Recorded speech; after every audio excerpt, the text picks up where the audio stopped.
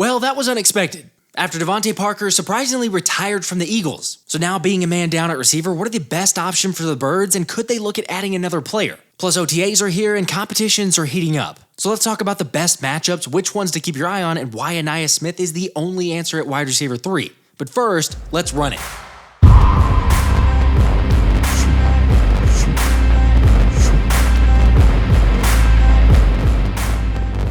What's up, guys? So let's start with the surprising news that wide receiver Devante Parker announced his retirement after one day of OTAs due to seeing the competition on the field and the chances of him making the roster. We will move some money around, and I will personally see to it that you have your party, you have your figs. I will be in attendance. It's going to be great. How's that? I quit. What?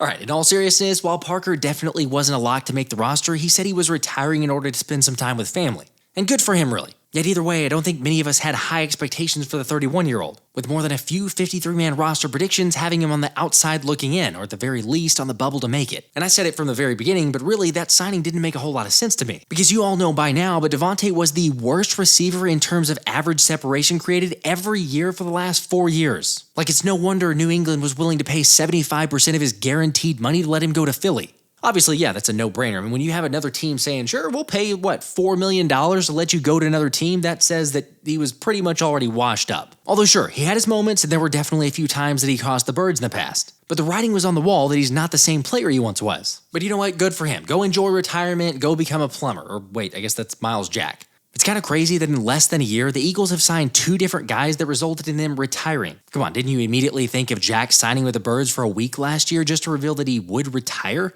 And then, well, come back to play for Pittsburgh? I don't know. Either way, I don't think this is that big of a deal for the Eagles, but I'm curious, is anyone actually concerned by Parker retiring? Like I say, I think we're all right, but it is worth pointing out that the best outside option on the roster is potentially rookie Johnny Wilson. Or I suppose a guy like Joseph Ngata may have a chance, and even Austin Watkins isn't out of the realm of possibility. Obviously, you could always try and trade for a guy, but I don't know who you'd want for an outside receiver. Although Pro Football Network's Anthony DeBona provided a couple non-trade options of Michael Thomas, although he's 31 and has played just 20 games in the last 4 years. Or there's Jakeem Grant, who participated as a tryout player at the Eagles minicamp, and I suppose while we're going down that path, you could just throw out there John Ross as another option since he was also at Eagles minicamp. Yet none of those scream ideal fits, and I agree with Anthony saying that he doesn't believe the Eagles sign another notable player at receiver. But for the sake of the argument, if I was going to make a move at receiver, I'd probably trade for a guy like John Metchie from Houston. You know, since they have the same problem with pass catchers that we do with corners, so maybe we could take advantage of that surplus. Whatever the case, there is a vacancy for the 13 jersey number after Parker retired, which, you know, kind of feels like a good number for a receiver in my opinion, which is why I'd like to see Ainias Smith switch from 82 to 13. However, rookie edge hunter Jalyx Hunt did wear 13 in college, so maybe that's the most logical progression for who gets the number.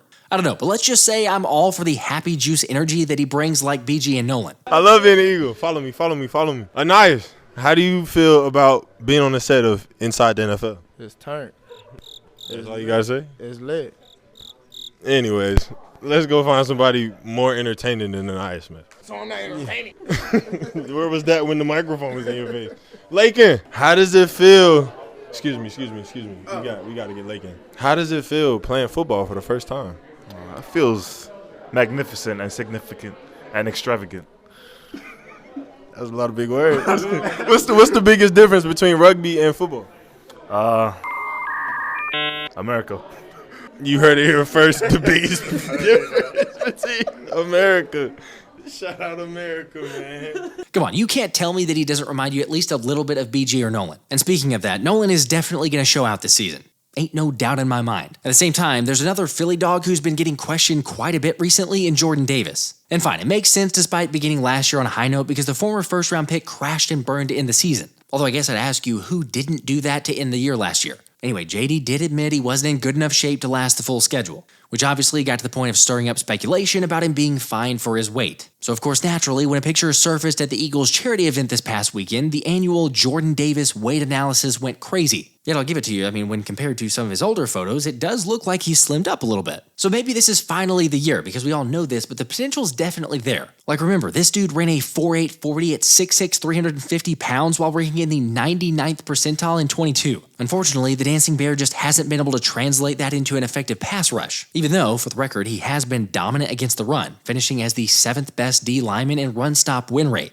Now, obviously, the hope is he can add to his QB pressures with Fletcher Cox out of the picture, but I don't know, maybe he doesn't even really need to, since he's got, Jalen Carter starting next to him and can rack up enough pressure for the two of them combined. But what do you think? Can those Philly dogs wreak havoc like they did at Georgia? And I guess, are you still believing in Jordan Davis, or where are you at with your level of concern? Either way, JD has been working and is remaining as focused and diligent as he ever has, which I think is a good thing, but the same thing can be said about CJ Gardner-Johnson, as CD Deuce was working out with undrafted free agent safety Andre Sam ahead of OTAs and then parlayed that right into camp. I will say it's really interesting and noteworthy to see them working out together, since at the moment, if the Eagles were going to have a fourth safety, Sam's got to be right up there competing for the job. Plus, it goes without saying, but not many better to train with than CJ GJ. Yet I'd still probably lean towards Sam not making the roster and just trying to potentially keep the 25-year-old on the practice squad if you really like him. But we'll see, because OTAs are here. Kicking off yesterday with the Birds getting in some drill work and preparations for 7-on-7, 9-on-7, and even a little 11-on-11. Granted, it's all without contact, but even just getting the guys out there to compete is really exciting. But I'm curious, what's the biggest competition that you're looking forward to seeing? I mean, there's a ton to keep your eye on, like corner position, since the Birds have almost an ungodly amount at that spot. Personally, it feels like Slay and Quinyon Mitchell end up starting on the outside, although obviously nothing's set in stone. And then there's the nickel spot, where Cooper DeJean is getting the first crack. By the way, the Eagles did officially sign DeJean to a 4-year, $9.28 million contract, meaning Quinyon Mitchell is the last one to be signed. And again, don't worry, it'll get signed just like all the other rookies. We talked about Cam Jurgens in the past. We talked about Keely Ringo. He will be fine. But anyway, getting back to the nickel, I'm curious if DeJean wins the starting job or if Isaiah Rodgers gets a chance. Or heck, how does Avonte Maddox get viewed now that Fangio's in charge, plus guys like Tyler Hall and Sean Stevens? Now, the other positional battle to monitor is the right guard spot. Even though Tyler Steen probably gets the initial reps, I wouldn't put it past Trevor Keegan to give him a run for his money. Or I suppose there's the outsider's chance based on speculation and everything else that Mekhi Becton gets moved inside, yet that one feels unlikely. At the same time, it's going to feel unreal to see Jalen Hurts under center, yet that's definitely happening in Kellen Moore's new offense, as QB1 cited having a lot to learn from the onset. But not to worry, because this group has so many weapons, it's really just unfair. And speaking of, one of the most underrated weapons is the potential of wide receiver 3, Ainias Smith. Of course, yeah, I get it if you want to say Parris Campbell has the job and it's his job to lose, because he definitely has the most experience out of the guys vying for the position. Except he ain't Ainias Smith, otherwise known as Sub-Zero from his college days, wearing the number 0 for A&M. I mean, heck, I don't know how people doubted this dude with a 1.9% drop rate. FYI, that was the 3rd best rate of any receiver in this year's class. Oh yeah, and also registering the 7th most broken tackles in the country. Plus, with the constant comparisons to Deebo Samuel's game by the way he plays, along with versatility and having been a running back, it's no surprise Nick Sirianni's been super excited to get Smith on the field, saying he's looking forward to seeing how the offense can get him the football to allow him to contribute. Now yeah, I'm in agreement with Sirianni about getting the ball, however, let's just, try to keep him away from calling plays or certainly drawing up the scheme in game. Like, let's leave that to our new OC, Kellen Moore. For real, Ainias moved all over the field at A&M while becoming the 2nd all-time leading wide receiver behind Mike Evans. And obviously that's not the only area he contributed, as he was a constant threat in the return game. Look, this is who needs to be wide receiver 3. I understand the whole rookie sentiment. You want to be patient, don't rush them into it, but this dude is a weapon. I mean, he immediately changes your offense, plus there's not really another guy who stretches the defense or certainly stresses the defense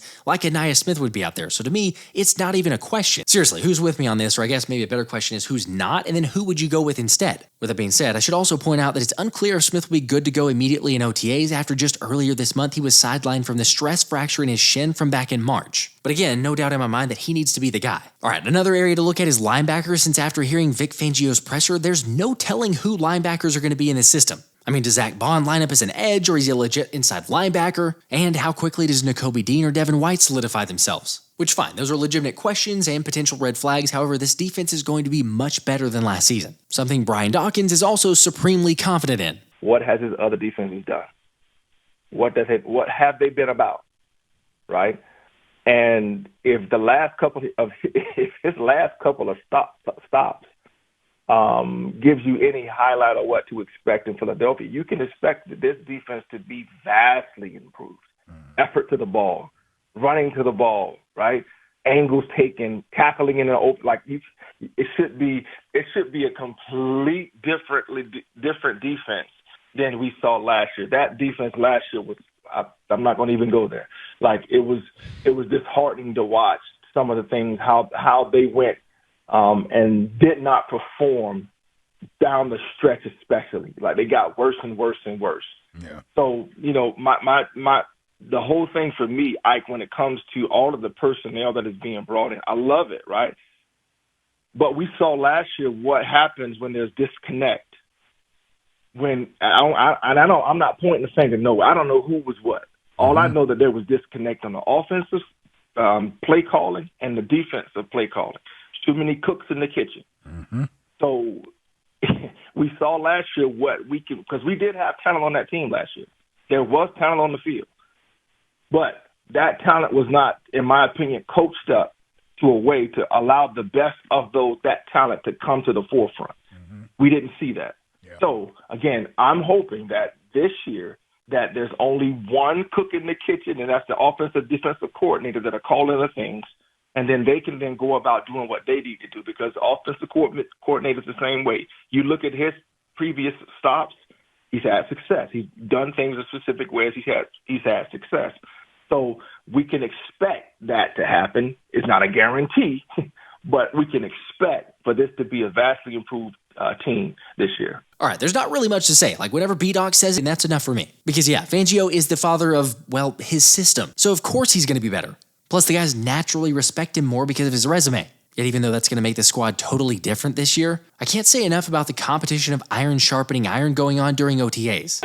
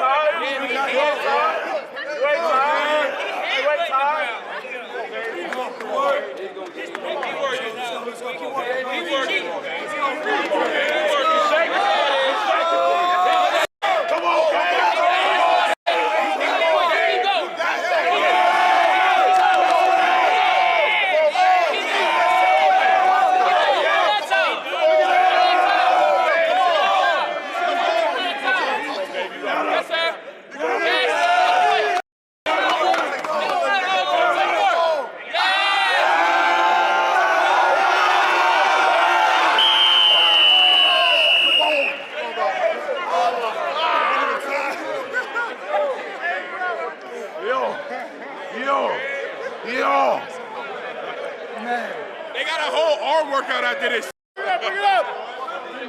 Hey, way to compete. Hey, way to compete. Way to compete, man. Let's finish the day off. Let's finish the day off, man. Way to compete, rookies. Welcome to the team, man. Let's go, baby. Compete on 3. 1, 2, 3. By the way, after winning UDFA, Gabe Hall has just about locked up a spot on the roster. Because remember, not only does he have now the push-up contest under his belt, but he also has a number in the 90s, which is a great sign for a defensive tackle. Okay, yeah, I'm biased, but it's just the camaraderie and energy from the guys that's infectious. Which is why I'm giving away a Saquon jersey and 2 Eagles tickets to any game of your choice to one of my subscribers. Just, make sure to hit the like button and subscribe if you haven't already. And then go check out the link in the description to get entered for the giveaways, and good luck to you. I'll catch you guys on the live stream. This has been the Philly Special.